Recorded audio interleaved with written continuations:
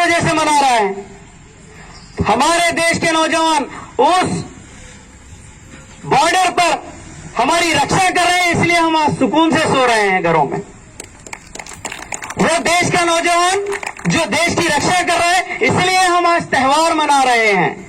तो आज यकीनन आज इस मंच से हम उन शहीदों के साथ साथ उन नौजवानों को भी जो देश की रक्षा कर रहे हैं, हम पूरे बसों कल्याण की जनता की ओर से हम उनका धन्यवाद और उनको सैल्यूट पेश करना चाहते हैं आज।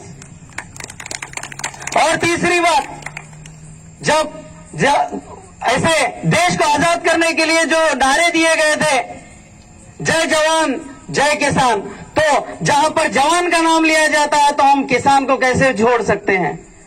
वो किसान जो जिंदगी भर अपनी मेहनतों के साथ वो काम करता है, उगाता है, अपने खेत में पूरा पसीना जो है बहाता है, खून पसीना लगाता है, उसके बाद वो फसल उगाता है और वो फसल हमको अनाज की शक्ल में हमको खाने के लिए वो देता है। तो आज इस मन से मैं उन किसानों को भी जो है दिल की गहराइयों से हम पूरे देशवासियों की ओर से मैं हमारे देश के किसानों को भी बहुत बहुत शुक्रिया धन्यवाद करना चाहता हूं और उनको भी मैं एक सैल्यूट करना चाहता हूं।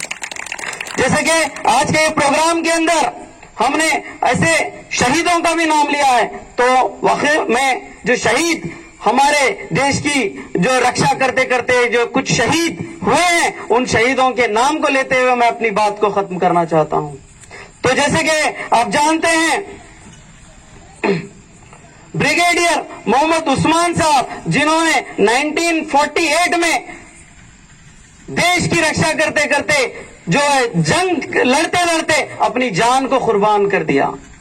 दूसरा, शैतान सिंह, जो कि चाइना से जब जंग हुई थी 1962 के अंदर, उन्होंने अपनी जान को देश की खातिर कुर्बान कर दिया और शहीद हो गए। फिर तीसरा और एक वीर अब्दुल हमीद साहब, जो कि 1965 की जंग के अंदर 1965 के अंदर उन्होंने अपनी जान को देश के लिए कुर्बान कर दिया।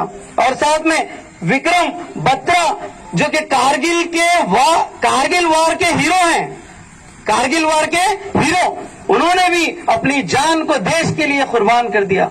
तो आज इन शहीदों को हम याद करते हैं और इनके साथ साथ ऐसे जो नौजवानों को बनाने के लिए आज जो बसों कल्याण के अंदर एकेडमी का शुरुआत हुआ है, हमारा और आपका फर्ज बनता है कि हम सब लोग मिलकर ऐसे इंसान का सपोर्ट करना चाहिए और ऐसे इंसान को हम मदद करना चाहिए।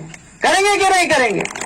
अगर ये इंसान एक मजबूत होगा तो आने वाले दिनों में भविष्य में बसों कल्याण से कई मिलिट्री मैन जाएंगे, कई लोग, उनकी तनख्वाह क्या रहती है?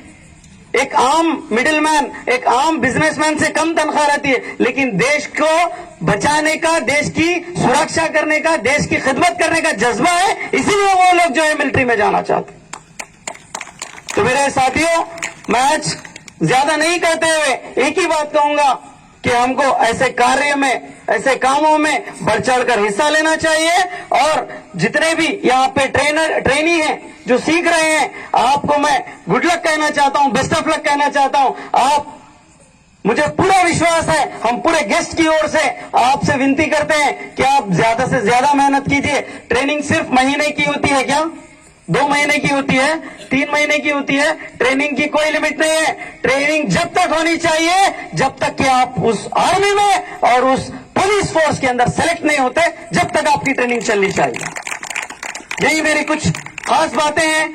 उसके बाद मैं फिर एक मर्तबा इस एकेडमी को मैं जरूर यही कहना चाहता हूं, जब कभी भी अगर ऐसे कोई चीज की, ऐसा कहीं अगर कोई चीज की जरूरत है तो हम सब मिलकर आपकी मदद करेंगे, ताकि आप इन नौजवानों को, भाइयों को, बहनों को आने वाले दिनों में इसी अंदाज में जो है आप ट्रेन करें और देश की जो है सुरक्षा के लिए, देश की खिदमत के लिए आप बच्चों को बनाएं।